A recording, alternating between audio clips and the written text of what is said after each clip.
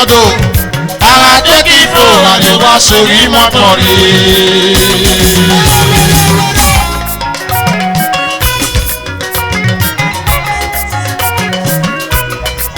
dúró gẹ́rẹ́ pẹ̀lú ọ̀sẹ̀ mọ̀ àpòyè sórí mọ́tọ́rì o àáyẹ̀lì àríyànmọ̀rẹ̀ àáyẹ̀lì ni ó àríwílóyò ẹ̀mú ẹ̀gbọ́n ẹ̀gá dọ́dọ̀ wa kàn ẹ̀gá dọ́dọ̀ wa kàn ọ̀sẹ̀ rí mú akọ̀rẹ̀ oh His Royal Highness Zaki ìyọnújẹ ọ̀fẹ̀bẹ̀lẹ̀kìdàn ìhàpàwùjẹ oh Zaki ojú ọ̀rọ̀ gbọ́dọ̀ ẹ̀rù nù ẹ̀rù ẹ̀rù Zaki o Zaki oge bọ́ọ̀lù mọ́rìrì pé èèyàn mọ́rìrì pé oge nà sí ìwòkàn kẹ́pẹ́ èèyàn mọ́rìrì pé o. Mọ́mí Mrs. His Royal Highness ìhànújẹ ọ̀fẹ̀bẹ̀lẹ̀kìdàn àpàwùkì èèyàn mọ́rìrì pé àpàwùkì o èèyàn mọ́rìrì pé Zaki oge nà sí ìwòkàn kẹ́pẹ́. Officer Ije Gbade Baba, retired police officer, Godugele now. Arimu Akporiye, Osorimu Akporiye, Osemu Akporiye, Osorimu Akporiye. Opopo niye Mrs. Itikode Mami, Mama Edigami, Mami, Osemu Akporiye, Osorimu Akporiye. Sadeya mu Akporiye, Bagadele lelu akọ. Osorimu Akporiye, Osorimu Akporiye. Osemu Akporiye o, Osorimu Akporiye. Dr. Lobito, Osorimu Akporiye. Dr. Lobito, Osorimu Akporiye o. Lobito ní bàbá lẹ́pẹ́lẹ́pẹ́ Osorimu Akporiye. Oh!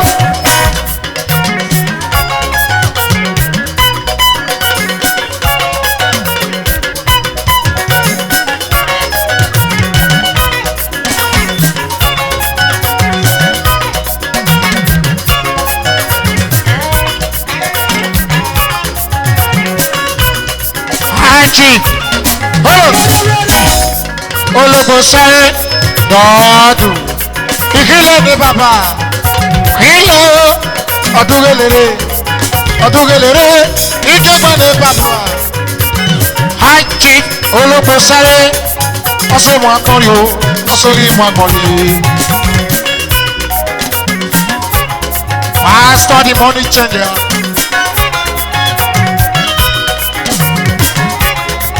Osemu Akporiye, Osorimu Akporiye.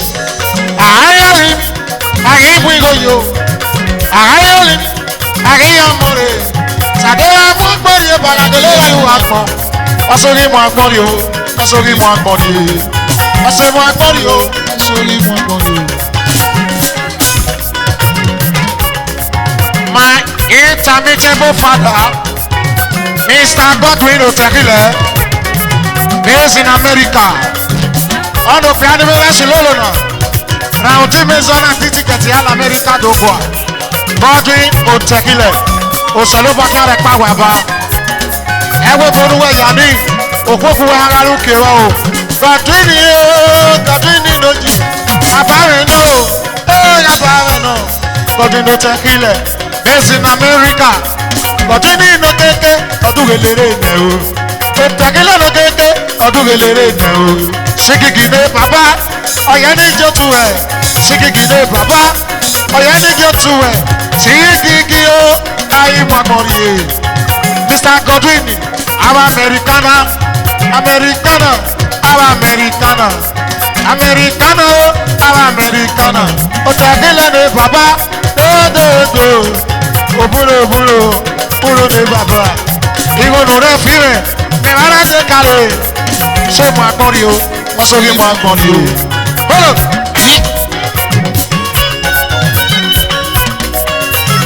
Sunny furniture. Sunny fashion designer. Àpapá ní bàbá.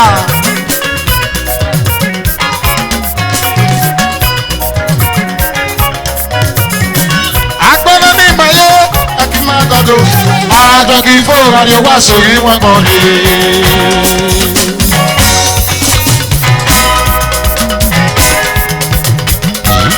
Bravo chief. Bravo chief. Tọ́kì aláròdò kìí. Aláròdò bàbá. Bravo chief sáyẹ̀rẹ̀ káyọ̀. Bravo chief ìfẹ́ lókè lójúre.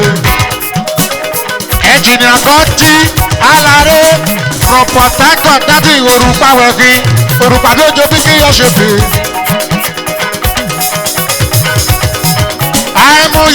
Àmúyó sórí mọ́mọ́yó. Àmúyó.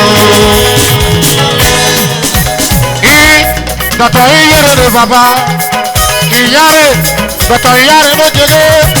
High chief. Dọ̀tọ̀ iná púpọ̀ bọ́ lọ́dọ̀ àṣọ. Ìlébógún. High chief dọ̀tọ̀ ìlébógún lókè. Dọ̀bọ̀ chief alárè lókè.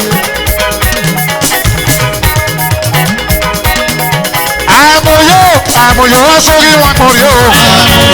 Àmúyó. Dọ̀bọ̀ chief dọ̀tí alárè lókè. Ọ̀tọ̀ iná rẹ̀ ní bàbá. Dọ̀bọ̀ chief dọ̀tí alárè lókè bàbá. Fèsì Port Harcourt. Wọ́n pè fún ọ̀tọ̀ ìyẹ́rẹ́. Ìyẹ́rẹ́ ní bàbá. Ọ̀tọ̀ ìyẹ́rẹ́ lókè. Ìyáre. Ọ̀tọ̀ ìyáre ní bàbá. Ọ̀tọ̀ iná. Ìrẹ́lẹ̀ nojo.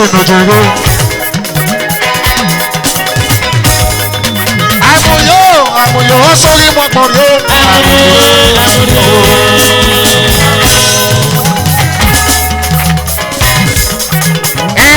Ají dọ̀tọ̀ iná nojo. Wúpe bọ́ wọ́n. Jí dọ̀tọ̀ iná. Ají dọ̀tọ̀ ní wọ́n fún yẹn ní wẹ̀dọ̀. Àmúyó sórí mọ́mọ́yó. Àmúyó sórí mọ́mọ́yó. Sórí mọ́mọ́yó. Àmúyó sórí mọ́mọ́yó.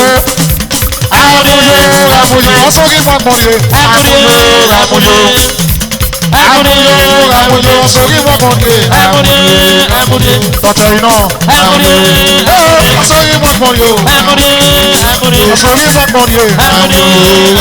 Sórí mọ́mọ́yó. Mọ́mí Bísẹ́sì lè mú mi. Sórí mọ́mọ́yó. Ayọ̀lẹ́dì Bísí Rita. Bísí Europe. Dọ̀tọ̀ iná mi lè bàbá. Yẹ́bá sórí mọ́mọ́yó. Sórí mọ́mọ́yó. Sórí mọ́mọ́yó. Dọ̀tọ̀ Níkà. Dọ̀tọ̀ Níkà ni mọ́. Ẹ̀yin náà ní bàbá. Dọ̀tọ̀ Ìyọ̀rẹ̀. Dọ̀tọ̀ Ìyọ̀rẹ̀ ní bàbá o. Sórí mọ́mọ́yó. Dọ̀tọ̀ Spirit. Ẹ ti sàrẹ́ yóò lè mọ̀ mí. My sister from abroad. Ayọ̀lẹ́dì Bísí Rita. Bísí Europe. Sórí mọ́mọ́yó. Sórí mọ́mọ́yó. Dọ̀tọ̀ Abẹ́là ló bèbè. Abẹ́là ló bèbè. Dọ̀tọ̀ Ṣọ́fíkà. Dọ̀tọ̀ Chief Alárè. Sórí mọ́mọ́yó. Sórí mọ́mọ́yó. Sórí mọ́mọ́yó. Sórí mọ́mọ́yó.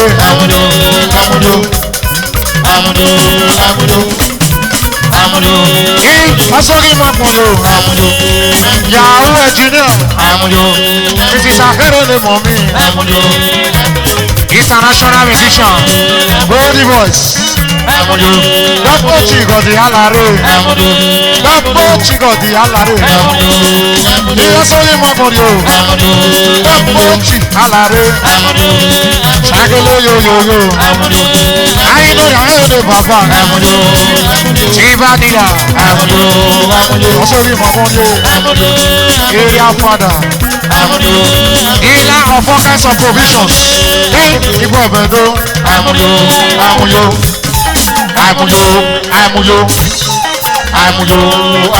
Sórí mọ́mọ́yó. Iyo soli mabonye. Area 1. International musician. Austin Wati goro yere. General Austin Wati yo yo. Soli mabonye. I don't want anyone. Oh! One day, oh.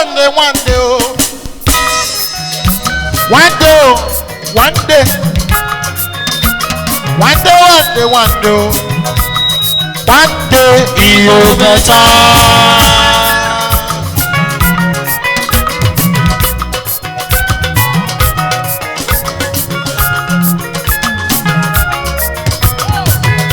Dr. Soroto, one day. Dr. Soroto, one day.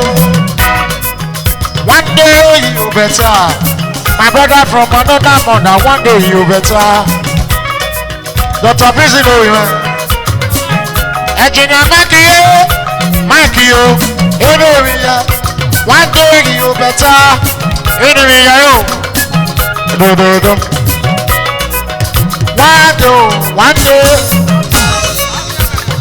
One day, Dr. Afiame, ọmọdéwọ́ ìrìn bíálẹ̀. Afiame ẹ̀yẹ́dúrelére. Dr. Afiame ẹ̀dọ̀ págámọ́ gbọ́dọ̀ fúre. Ìgọ́mìnà bàbá. Ìgọ̀ Stephen ọdún yẹrẹ ìmẹ̀ o. Kì Solo Kuta. Solo Kuta. Oh! Solo. Tọ́bẹ̀rù. Solo Kuta. Apá. Tọ́bẹ̀rù. Solo Kuta. Ọmọ ọdún pọ́jì bíálẹ̀ ọdún eléré ìmẹ̀ o.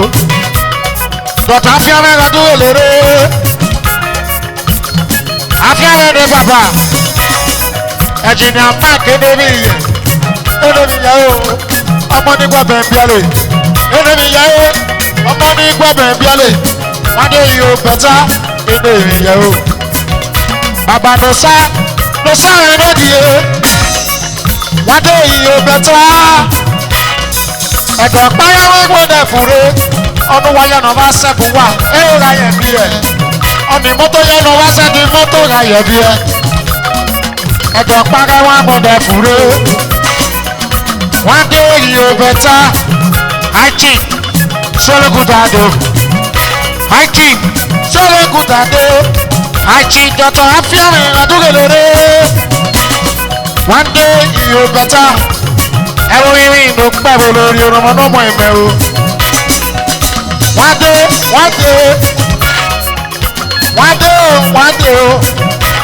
Wọ́n dé ìyó bẹ̀tà.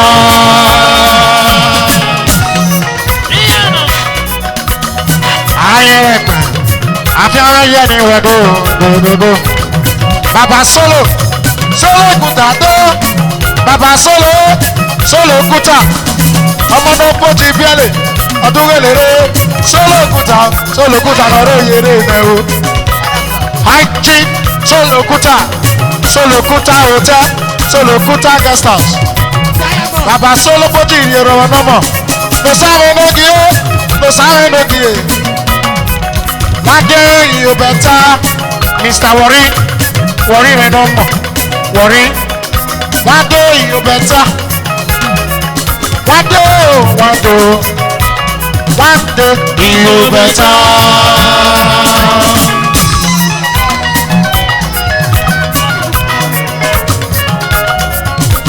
Aichi Solo Kuta rẹ̀ tó lérè.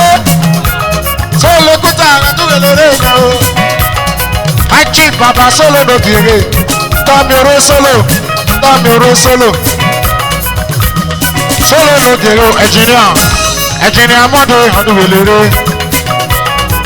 Engineer Monday ọdún eléré. Mrs. Palo, Mama Destiny. One day you better.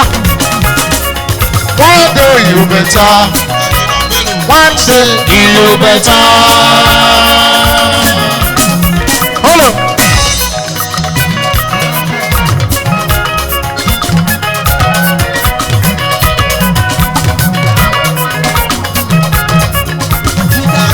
wá gbọ́ ẹ wá gbọ́ ìyẹ̀rẹ̀ náà ìyẹ̀rẹ̀ náà gbọ́ ẹ̀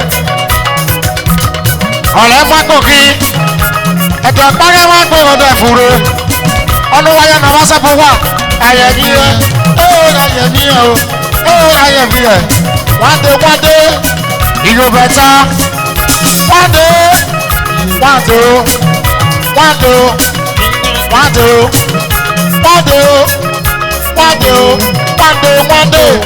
ìyóbẹ̀ta.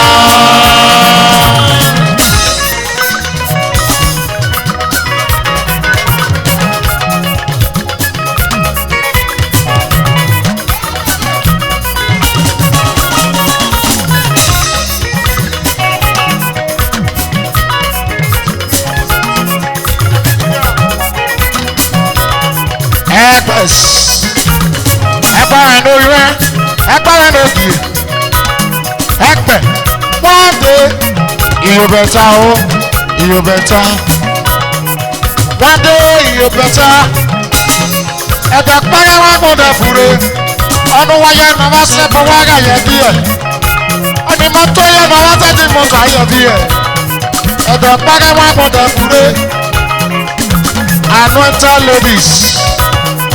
Anointed ladies tún wò lérò challenge o challenge lójì o anointed ladies ìmọ̀nà olùfẹ́ water kan rèrò yèrè rẹ̀ o anointed ladies ìyó bẹ̀tà anointed ladies ìyó bẹ̀tà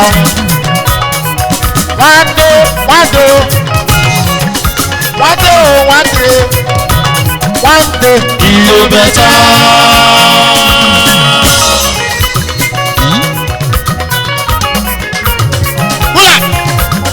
Osara enoki, osara agedugelere, osara eno baba, sara yaro yere na o. Anointed ladies, anointed ladies, those in the village, challenging of you, Mrs. Akere, a woman with a heart of gold, Mrs. Akere, challenge, Oroye. Anointed ladies in all okay. One day you better. One day you better. Anointed ladies in okay.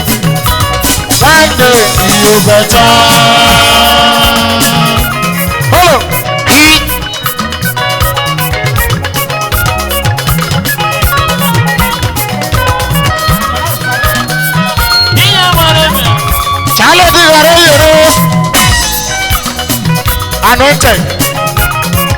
anointed ladies eduwo lore anointed ladies ewe n'oge anointed ladies àpọ̀rí tó nẹ́gbẹ́ fún ọ̀pẹ̀tọ̀ pa àpọ̀rí tó nẹ́gbẹ́ èyí ta ebèrè rí agbé nìyàn ìná iná nà máa hù ebèrè rí agbé nìyàn ìná iná máa hù wọ́n dé ìyó bẹ́tà. One day you better. Ẹ̀dọ̀ pàrọ̀ máa gbọ́dọ̀ fúre.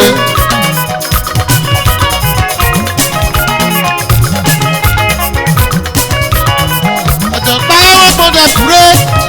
One day you better. Hold on. Ayálódì Mrs. Doris. International hairdresser.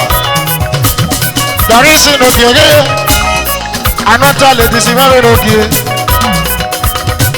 Mrs. Paul, Mama Twins, Mrs. Paul, Mama Twins, ọ̀rọ̀ yẹrẹ náà o, anointed ladies, edúwèlérè, anointed ladies, edúwèlérè, pàdé iye òbẹ̀tẹ̀, anointed ladies, èrò yìí o, challenge lójì, challenge náà mọ̀, Mrs. Akérè mẹ́rin lókè, ìwọ́n máa wìtí hàtọ̀ pé Akérè o. Ẹ̀kọ́ lè lójú wa mọ̀ mí. Ẹ̀kọ́ lè lójú wa. Ebojú rẹ̀ máa ń sábà jọ lè sẹ́ o. Mrs. Akere, ìbèsì rẹ̀ máa ń sábà jọ lè sẹ́. One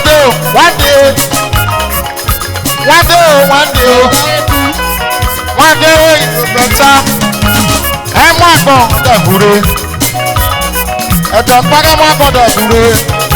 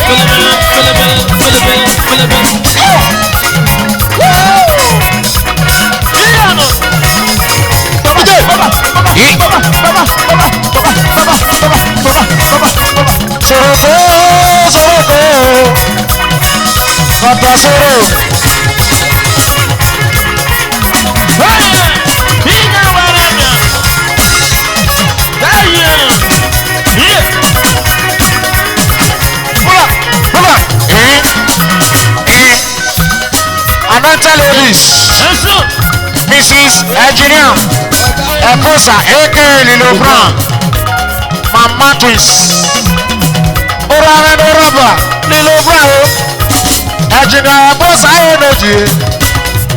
One day you better eat that already na tree.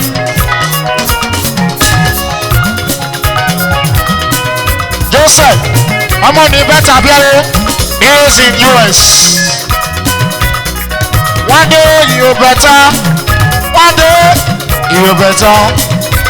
Anointed ladies, anointed ladies.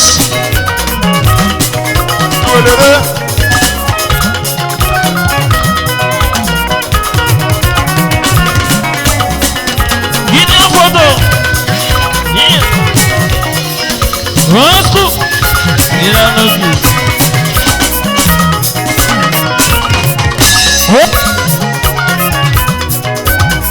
Anointed ladies, anointed ladies, anointed, anointed ladies, anointed ladies.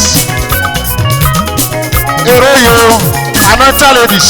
Arigo omo, okpogbo mama Osaeti. One day you better.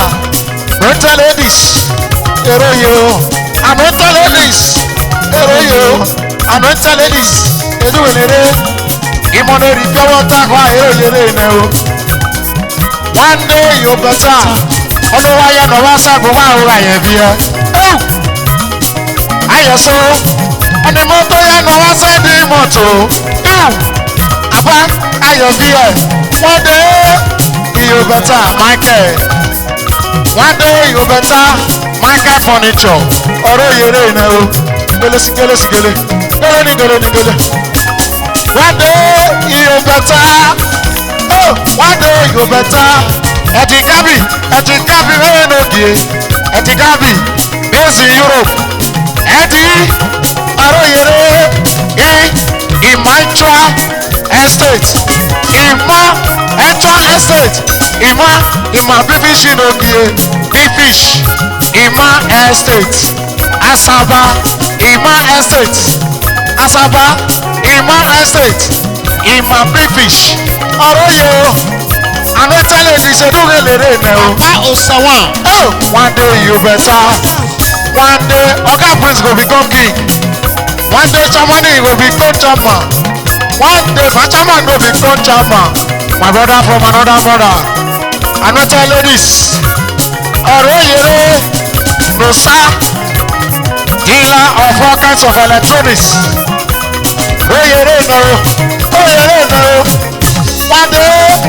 One day, gele. You better. Anointed ladies. One day you better. One day you better. Okpoko. Mrs. Lucky Ojo. Ayere dido. Mrs. Lucky Ojo. Oyere no. One day you better. Ono waya na wasa kwa ya bie. Anointed ladies. Eduwelere. Anointed ladies. Oyere na o. Anointed ladies. Oyere na o. Mommy. Mrs. Honorable Jude. Edopara wa bode fure. Challenge inoge. Mrs. Akere. Egumo with a hat of gold. Oyere. One day.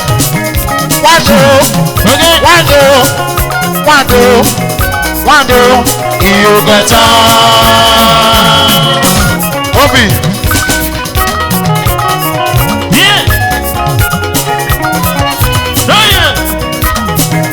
anointed ladies, anointed ladies,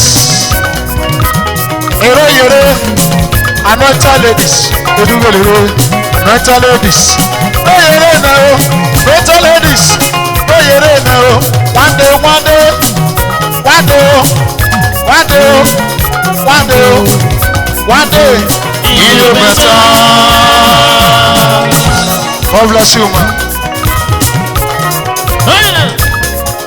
This is Christopher, yeah. Ẹ̀jìnà lílo, anointed ladies, edúgbèlérè. Ẹ̀jìnà lílo, anointed ladies, dúgbèlérè. One day you better. Dr. Ẹ̀yárí ló jèrè o. Dr. Ẹ̀yárí, ọ̀jẹ̀sẹ̀. Dr. Ẹ̀yárí, ọ̀jẹ̀sẹ̀ lóge o. Dr. Ẹ̀yárí dòdò. Ẹ̀jìnà Jonasco Enterprises. One day you better. One day you better. Ẹ̀jìnà lílo bro. Lílo lójúlé. Lílo lóyún. Anointed ladies. Èrò yìí o. Anointed ladies. Èrò yìí o. Anointed ladies. Èrò yìí o. Anointed ladies. Èrò yìí o. Anointed ladies. Èrò yìí o. Anointed ladies. Èrò yìí o. Anointed ladies. Èrò yìí o. Oh, Obi. Fire.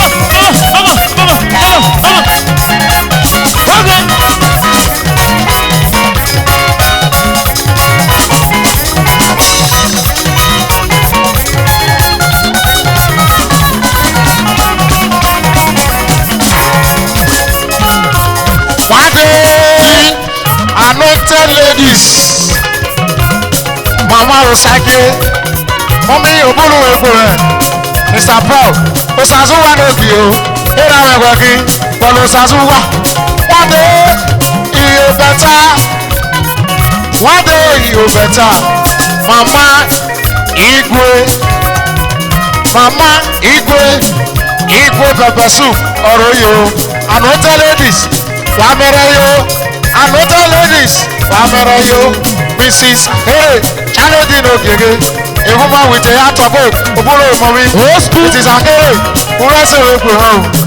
Old school, one day, old school, one day, old school, one day, you better.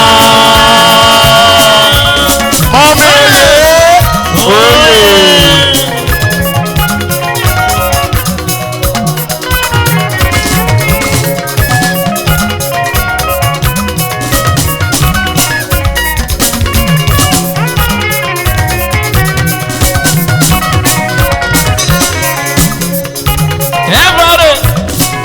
Every superstar,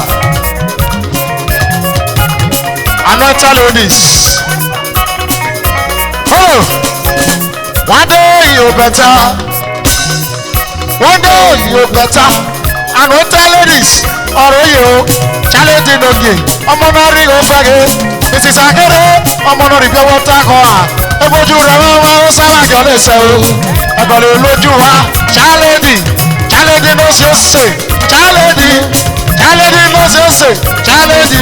Challenge no wọ́n ẹ bára yín àwọn ẹgbẹ́ yẹ. Mrs. Akere, òjò wẹ̀kín. Mrs. Akere, òjò wẹ̀kín. Anointed ladies. Eyore na o. Weyo. Wayo. Anointed ladies. Ero yere ne o. Anointed ladies. Ero yere ne o. Anointed ladies. Ero yere ne o. Oyere ne o. Anointed ladies. Ero yere ne o. One day, you'll better. One day, you'll better.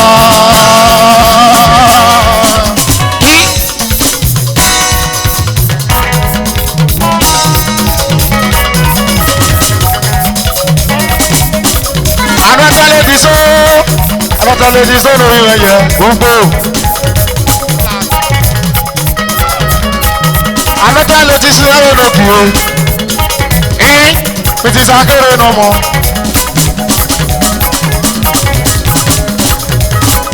Pìtì sàkéré ló jẹ́jẹ́. Akéré sábàdà yáyò. Upo international DJ Ima.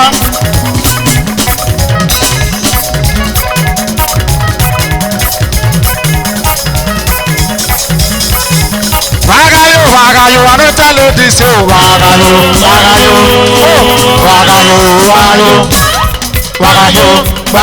Anointed ladies, wagayo. Anointed ladies, wagayo. Wagayo, abba. Wasagayo. Anointed ladies, anointed ladies, anointed ladies, Engineer Harris, no.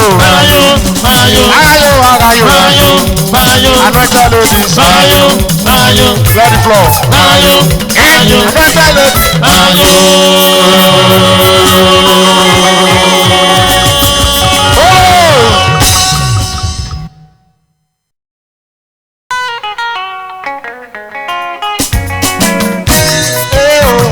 Ẹ̀kọ́lé lójú wa,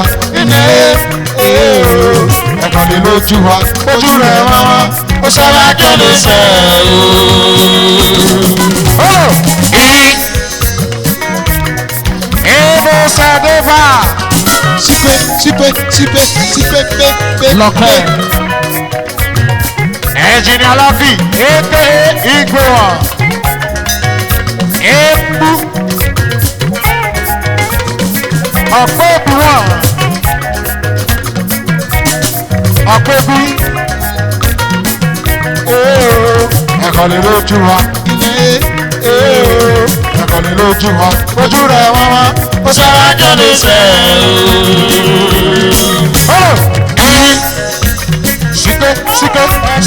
Síké. Chele.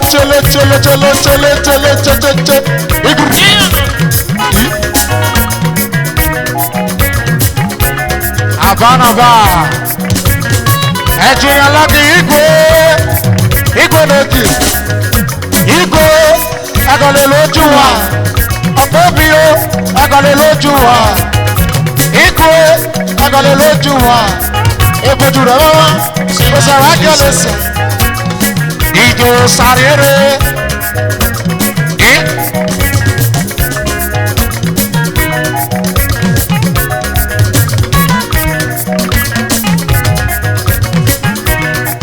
Inú sẹ́ni máa ṣoṣo pọ̀.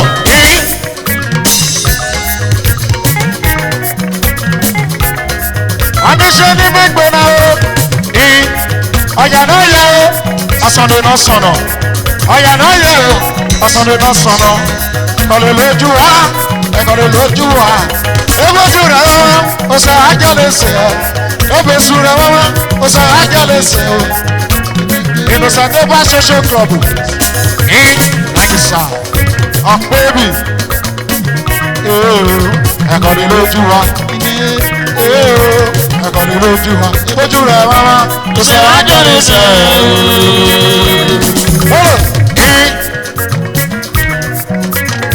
Ìbàdàn mọ̀.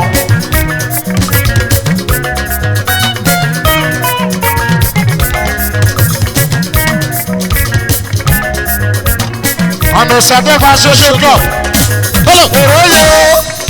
Ìròyè.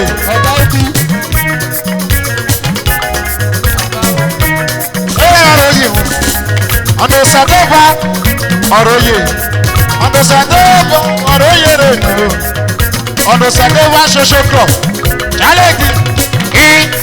ọdún wẹlẹrẹ old school ẹkọ lè lójú ebe sùúrù ọsẹ wa jálẹsẹ ebe sùúrù ọsẹ wa jálẹsẹ ebe sùúrù ọsẹ wa jálẹsẹ ìràgbọ́ ẹ ọsẹ wa jálẹsẹ ìràgbọ́ ẹ ọsẹ wa jálẹsẹ ìràwọ̀ ẹ bẹ̀tọ̀ ẹ ọsẹ wa jálẹsẹ kí ọsẹ wa jálẹsẹ.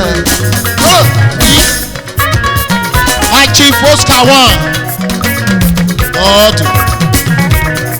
Ọdún sọdún bá ṣoṣo club.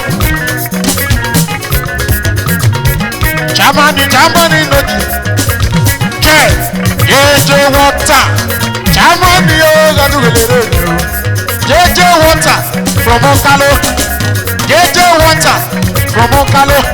Jẹ́jẹ́ Shamson ọ̀rẹ́ yẹrẹ ni o. Wéyọ̀.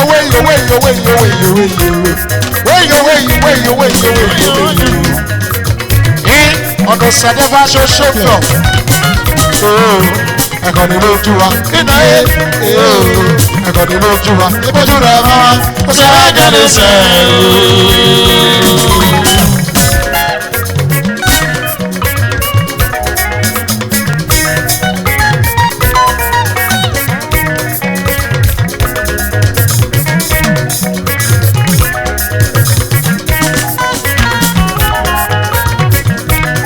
Lójú wa.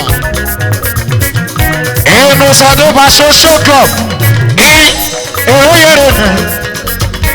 Inú Sàdébà social club ló jìrè. Mọ́mí Paragon of Beauty ní mọ́mí. Inú Sàdébà social club edúwèlérè nẹ̀ o. Èrò yẹ. Ní ọ̀nà Sàdébà social club. Pastor Matthew, my spiritual father, David know him, David know him, David know him. Ọ̀rọ̀ yẹrẹ náà. Mrs. JJ, mommy, the paragon of beauty, a woman with a heart of gold. Mrs. JJ, wonder. Mrs. JJ, super. Kọ̀lẹ̀ lójú wa. Kọ́lé lójú wa, ebojú rẹ̀ mọ́mọ́ ó sọ wá jálẹ̀sẹ̀, ebesu rẹ̀ mọ́mọ́ ó sọ wá jálẹ̀sẹ̀ o, kọ́lé lójú wa, bísí jẹ́jẹ́ dódódódó, Abasani, my great in-law, Sani Ekosan, ọ̀nà Sàdébà social club. Mrs. Jẹ́jẹ́ dódódódó, Mrs. Jẹ́jẹ́ dódódódó, Mrs. Jẹ́jẹ́ dódódódó. Mọ́mí òbúrò mọ́mí, Mrs. Jẹ́jẹ́ lóyèrè mi, Mrs. Jẹ́jẹ́ kọ́lé lójú wa, ẹ̀kọ́lé lójú wa. Ẹnjìnìà ẹ̀yọ̀ súnwọ̀n.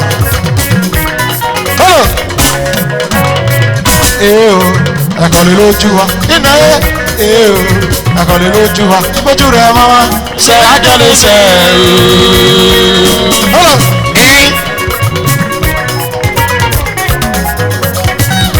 Dọ́tọ̀ Lobito wọ́ndà.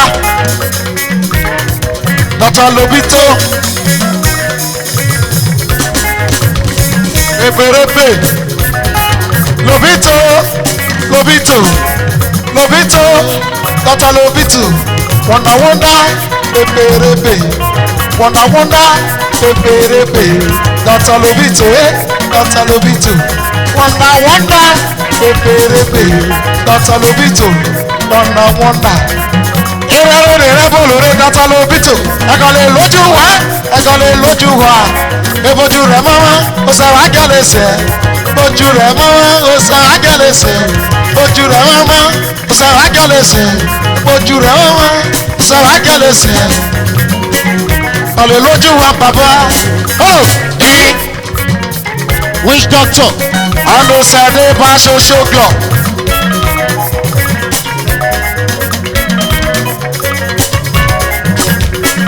My great honorable.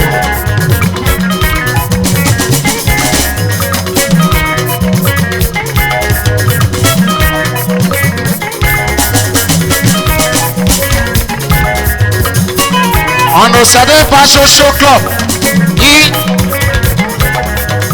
Òbúlò limited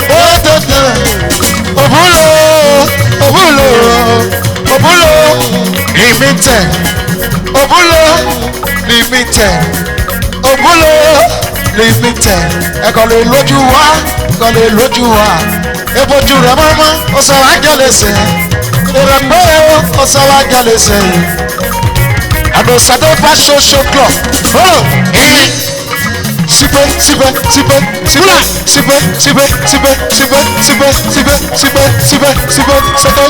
wúrà ẹ̀rín.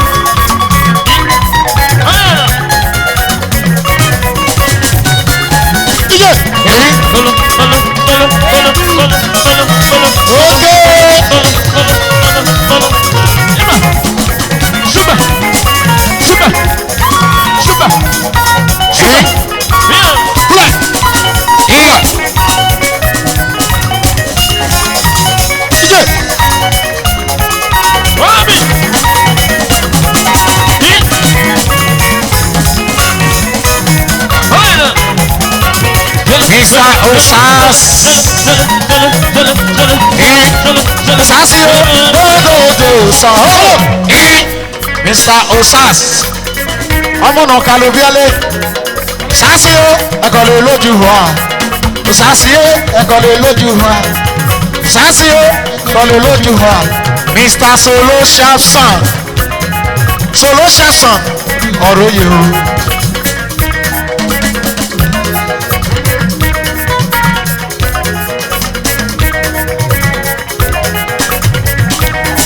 ọ̀nà Ṣàdébá social club ẹ̀sìn náà kálọ́ ọ̀nà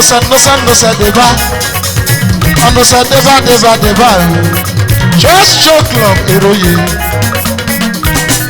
Òpópó international businessman àjẹni Haúsá ara dódòdó ẹ̀kọ́ lè lójú wá èpò rẹ̀. ẹ̀kọ́ lè lójú wá èpè wá ọ̀nà Ṣàdébá social club Germany o JJ water Germany JJ water ẹ̀rọ àwẹ̀wẹ̀ kí o JJ water ẹ̀kọ́ lè lójú wá hello.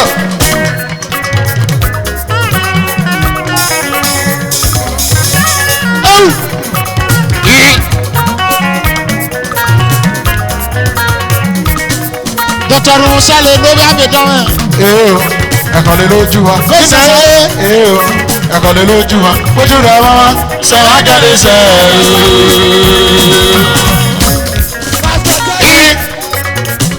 ọ̀nà Ṣàdébá social club. ọ̀nà Ṣàdébá obi. Prince Embassy no jere. Prince Embassy no jere. Lover boy. ọ̀nà Ṣàdébá kan lè lójú wa. Lover boy do. Lover boy do. Kọ̀lé lójú wa. Prince Amos. ọ̀nà Ṣàdébá social club lórí ìwà kalu. ọ̀nà Ṣàdébá social club. Ṣàdébá lórí ìwà kalu.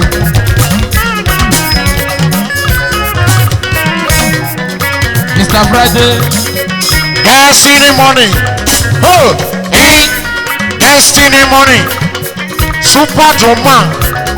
Puro in your roman. Prince Amos. My sister. One love always. Mommy excellent. Mama David. I am lady Mrs. Justina. My senior sister. I got a lot you are. That's Mama David. Peter. Mama twins. I am lady do. Mrs. Someone look on. Got a lot you are. Way you. On the side of us, on the side of us,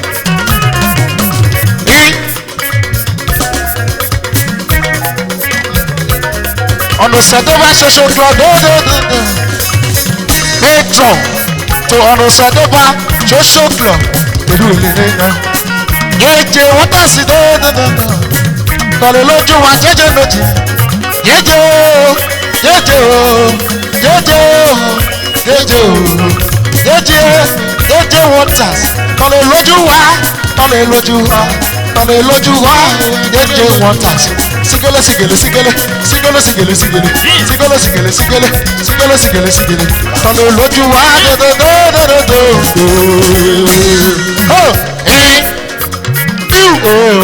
Ẹ̀kọ́lé lójú wa ẹ̀kọ́lé lójú wa ojú rẹ̀ wáwá sọ ángẹ́lì sọ.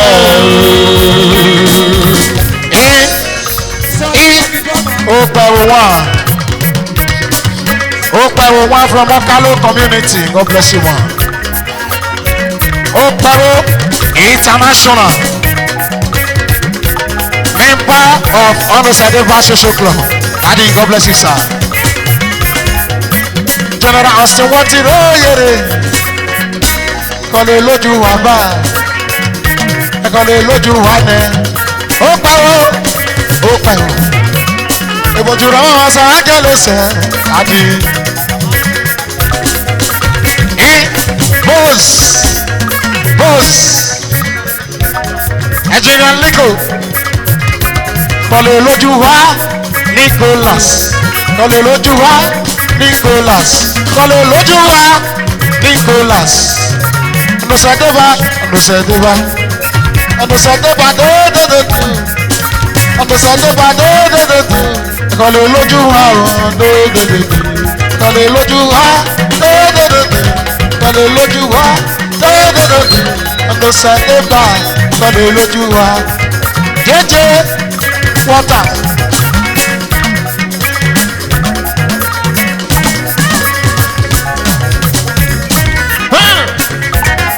Onusadeva Oyikeleti Onusadeva Oyikeleti Tìgbàtìgbàjì Ije Onusadeva mi ọ̀sẹ̀ ẹgbẹ́ náà mú ẹ̀.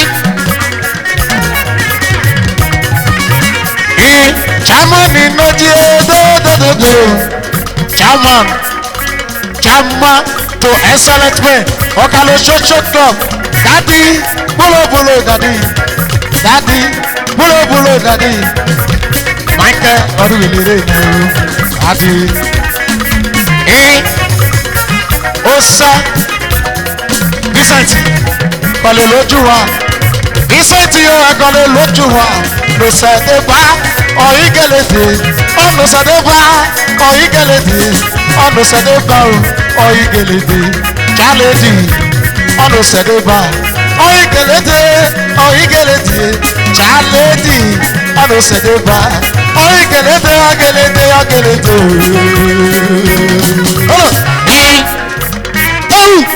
Onusadeva social club Fẹ́mi vice chairman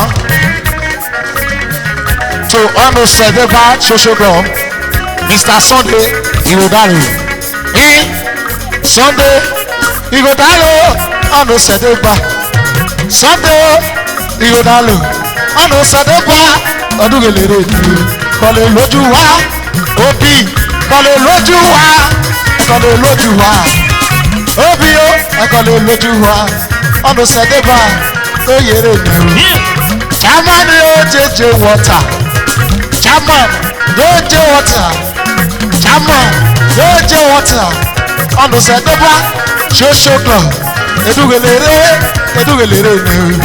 Onusadeva social club Onusadeva Oyikeleti Onusadeva Oyikeleti o. Chairman OJJ water Chairman OJJ water Onusadeva Oyikeleti Onusadeva Oyikeleti Chairman OJJ water ọmọ náà Okalo Biale ẹ̀rọ àwọn ẹ̀wẹ̀ tó Chairman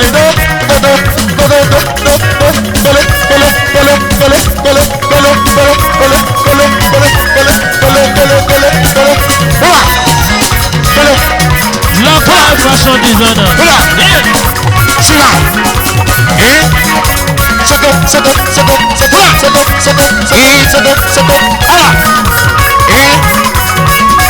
Local fashion designer. Ije Ẹ̀jẹ̀ sókè.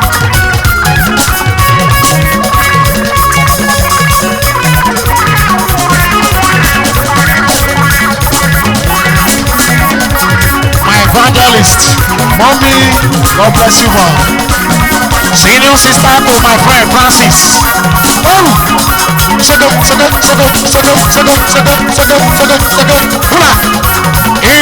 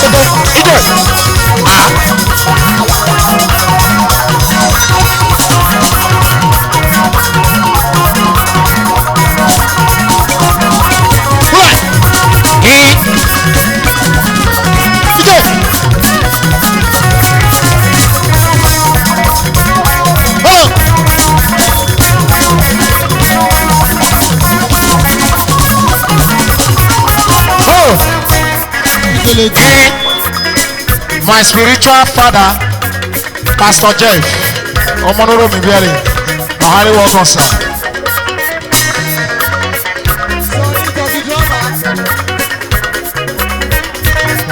Barrister Imagbosoke, Oti from Ogun, Oti kọ́lé lójú wa, Oti kọ́lé lójú wa, Oti kọ́lé lójú wa, kọ́lé lójú wa, Oti dódódódó.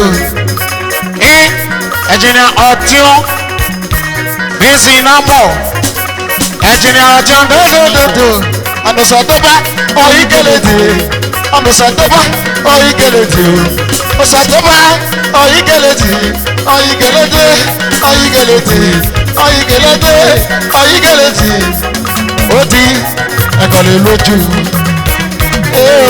Ẹ̀kọ́lé lójú wa nínú ẹ̀kọ́lé lójú wa ojú rẹ̀ máa ń sọ́lá jẹ́lẹ̀ sẹ́ẹ̀. Òkè o. Ọdẹ ọ̀yìnlẹ̀ wà ló sẹ́dẹ̀ bá ọ̀yìnlẹ̀.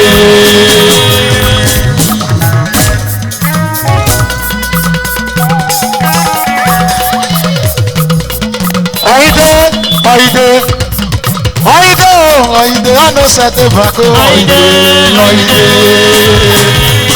Gógógó. Kò sẹ́dẹ̀ bá ẹni náà yó. Kò sẹ́dẹ̀ bá ẹni náà yó. Òkè o. Ọ̀yìnlẹ̀ ọ̀nà sẹ́dẹ̀ bá o. Ọ̀nà sẹ́dẹ̀ bá. Ọ̀nà sẹ́dẹ̀ bá. Ọ̀nà sẹ́dẹ̀ bá. Ọ̀nà sẹ́dẹ̀ bá. Ọ̀nà sẹ́dẹ̀ bá. Ọ̀nà sẹ́dẹ̀ bá. Ọ̀nà sẹ́dẹ̀ bá. Ọ̀nà sẹ́dẹ̀ bá.